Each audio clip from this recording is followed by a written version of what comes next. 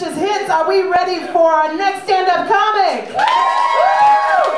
Making his debut performance here at Don't Tell Mama. He is an avid playwright, actor, comedy guru, a quick one too. Give it up for Johnny Blaze Leavitt!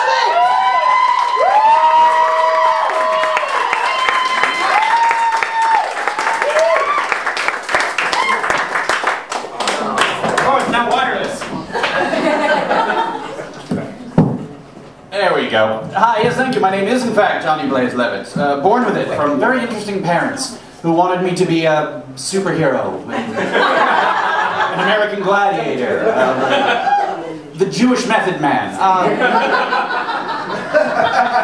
Which is odd because we're Irish Catholic. And it's because of those two in my upbringing. Things are just slightly off. I don't know if I never caught on or they never caught on, but like... Okay, a good example, you know, I'm 17. It's time to start looking at colleges, look at careers, and I say, Mom, Dad, you know, I gave a lot of thought and I've decided I want to be a doctor. Surgeon. Oh, Johnny B, put your hands down. Who just loved MASH, dear? Go be an actor. Oh, yeah. So I'm an actor. Yeah. And yes, I do have a day job. I work in finance. I work at... I can't tell if anyone's here from there, so I'm not going to say names. I'll give you their initials, UBS. And again, you know, I don't quite fit in there. I don't quite catch on. Like they're trying to be progressive and innovative and caring about the diversity inside the multicultural, gender, racial. You know, so their latest innovation right next to my office. In this new little room, a proud plaque saying, "Lactation Room." You know, I see where they're going with it, and it's so close, it really is, but ladies' room, restroom, public bathroom, like those are appropriate names that don't describe what's going on 10 feet from me. Like, you know, I don't know if I'd want to go to the men's room if it were called the excretion room, the stop and plop, the I masturbate at work because I get bored between the hours of 1 and 3 room.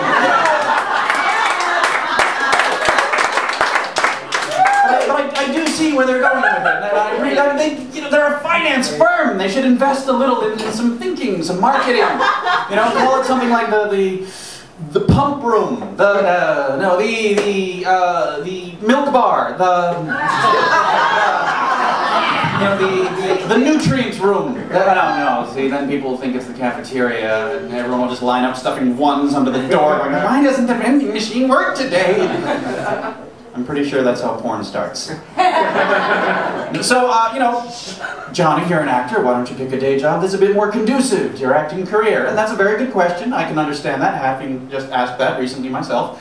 And you know, I try. Like, I know some people that run a production company that manages galas, premieres for movies, and they needed me to help usher celebrities off the red carpet and usher them to their seats. Which was a lot of fun, you know, and I was professional, I was personable, and I got to meet Alan Alda. Oh, Johnny B, and you love MASH, and I do. So, but it was very nice, and I was very, you know, yes, Mr. Alda, I'm sure you're going to have a wonderful evening tonight, and here's your seat, thank you, and just want to say I'm a tremendous fan of your work. You know, very, you know, inside, I was like, you know, I'm shaking Alan Alda's hand, I'm hugging Alan Alda, I'm spinning Hawkeye fucking Pierce over my head.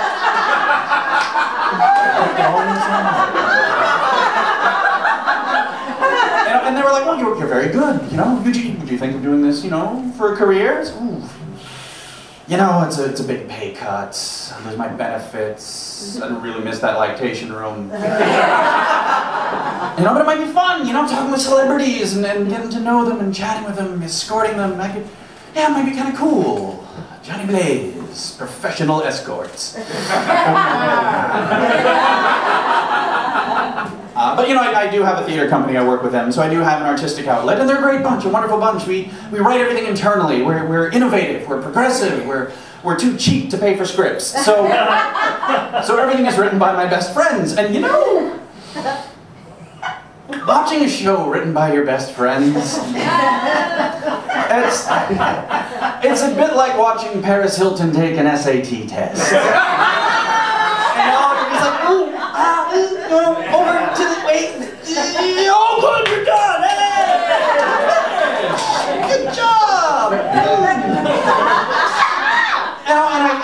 and I'm always just to the left of figuring it out and fitting in. Like, okay, we're doing this one show about fairy tales, and I'm Prince Charming. How do you do? And I've got to bring my prop, a sword, to rehearsals. And so, I'm walking the streets of New York with a big overcoat with a sword. Feeling all badass in Union Square. And fucking 20 minutes early. Oh shit, okay, so I'll kill some time and go to Barnes & Noble. I go to the top floor, and it's a typical day. All the NYU kids are sprawled out like it's their living room with their Gucci coffees and their Air Jesus sandals and whatever. But they're all behind like velvet ropes, which I thought was strange. And I'm like, all right, well, what the fuck? So I step over the ropes, and I start looking at the books, and so, do you mind telling me what you're doing here?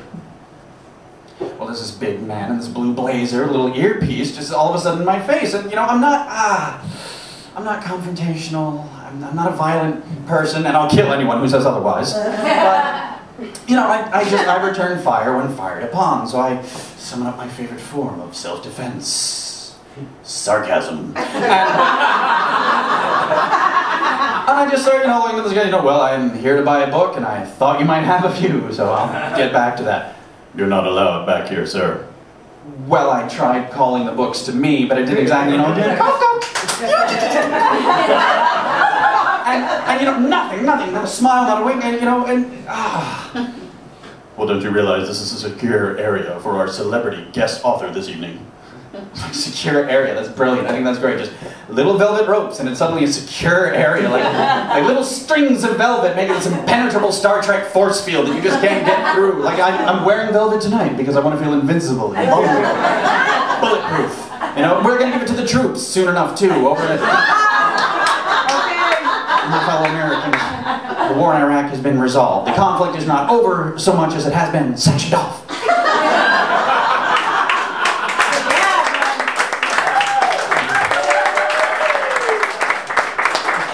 Giving this guy all this stuff and just nothing on his face, completely blank. And, he's just staring at me with his little fucking blazer and his little earpiece and his little American Eagle pin. I'm sorry, who is your guest author tonight? Former President Jimmy Carter. So you're not Barnes & Noble security, you're Secret Service. Don't show fear. Well, I wish him all the best. I'm going to leave now, and I step back over the velvet ropes, to which point my coat falls open. Oh. There it is! Excalibur.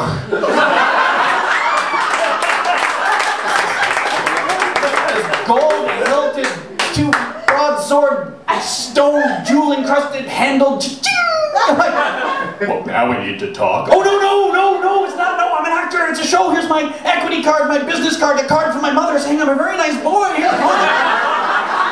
And I'm just dancing for my life, and my brain goes on this little tangent inside the back of my head thinking, who would try to kill Jimmy Carter with a sword? Out of Barnes & Noble, like Gerald Ford has just been waiting to kick in the plexiglass, and there can be only one! And so I have that little trip, and I start to focus on what's actually happening, and I realize I'm just standing there babbling at this man going, Prince Charming, and, I think you should just leave. And you know what, that's a very good idea. Ladies and gentlemen, thank you for being my first